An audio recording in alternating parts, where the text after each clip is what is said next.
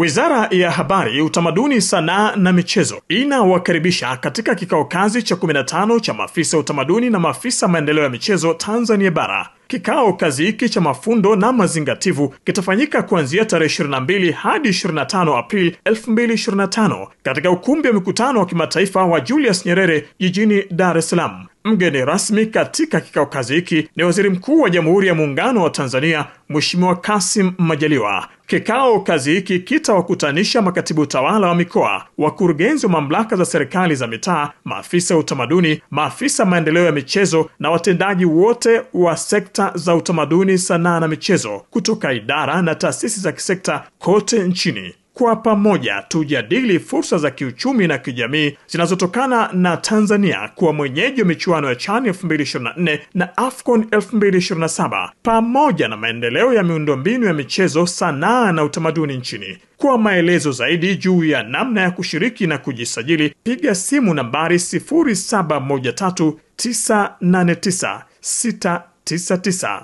Hii si ya kukosa.